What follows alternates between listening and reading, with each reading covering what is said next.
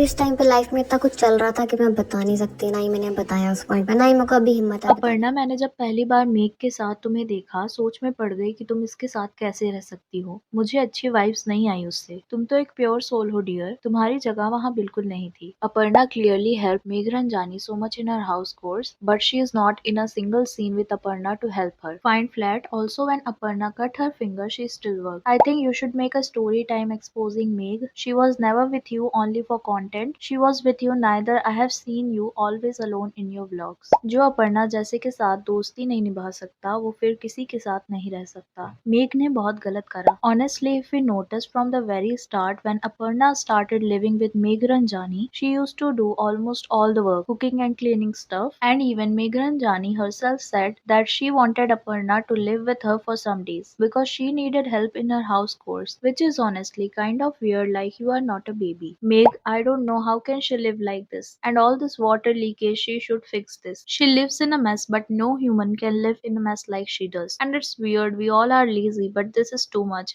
She does not care to help or be with her, or Meg is too busy to help Aparna, or maybe Meg don't care about it and her health. This is not friendship, by the way. In this video, we are going to talk about Meg Ranjani and Aparna's friendship and why people are thinking that something happened between them. For context, Meg Ranjani एक content creator हैं। वो mainly funny content post करती हैं। मैंने भी कई बार देखा है उनका कंटेंट। और अपर्णा डेली व्लॉगर हैं। कुछ टाइम पहले अपर्णा और मेघरंजानी दोनों ही एक साथ दिल्ली शिफ्ट हुई थी। यहाँ तक सब कुछ नॉर्मल लग रहा था। अपर्णा अपने सेकंड चैनल पे मेघ के साथ व्लॉग्स अपलोड करती थी। उन व्लॉग्स को अगर ध्यान से देखोगे तो अपर्णा का जो नेचर है वो काफी डिसिप्लिन्ड और हेल्थ ओरिएंटेड दिखता है, जैसे सुबह उठ के योगा करना, रूटीन फॉलो करना। वहीं मेघरंजानी का जो नेचर है वो अपर्णा से एकदम डिफरेंट है। उनका लाइफस्टाइल और डेली हैबिट्स थोड़े कैजुअल और केयर फ्री टाइप के दिखते हैं। दोनों की पर्सनालिटीज क्लियरली मैच नहीं करते, बट स्टिल इनिशियली सब स्मूथली चल रहा था। ये सब लगभग 1.5 मंथ पहले तक ठीक चल रहा था। देन सडनली अपर्णा ने एक व्लॉग अपलोड किया जहां वो फ्लैट ढूंढ रही थी दिल्ली में ही। इस व्लॉग में अपर्णा ने इनडायरेक्टली बहुत कुछ बोला। यहाँ पर अपर्णा का कहना था कि किसी और को ठीक करने के चक्कर में, किसी और का ग्लास भरने के चक्कर में मैंने अपना खुद का ग्लास खाली कर दिया। और को ठीक करने के चक्कर में, किसी और का ग्लास भरने के चक्कर में मैंने अपना खुद का ग्लास खाली कर दिया, जिसने मेरे को ड्रेन कर दिया पूरी तरह। मैं अगर कचरा साफ नहीं कर रही हूँ, मेरी जिम्मेदारी नहीं है। इस वक्त यहाँ पे खड़ा होना भी मुश्किल हो रहा है। इतनी स्मेल हो रही है। मैं पिछले 1 महीने से कचरा मैनेज कर रही हूँ। मैंने रिस्पॉन्सिबिलिटी ली थी। जस्ट 2 दिन से मैं फ्लैट देख रही हूँ, इसका मतलब ये नहीं है। जिम्मेदारी नहीं है कि भाई इसी वजह यहाँ पे खड़ा होना मुश्किल हो रहा है, इतनी स्मेल हो रही है। मैं पिछले 1 महीने से कचरा मैनेज कर रही हूँ, मैंने रिस्पॉन्सिबिलिटी ली थी। जस्ट 2 दिन से अगर मैं फ्लैट देख रही हूँ, इसका मतलब ये नहीं है कि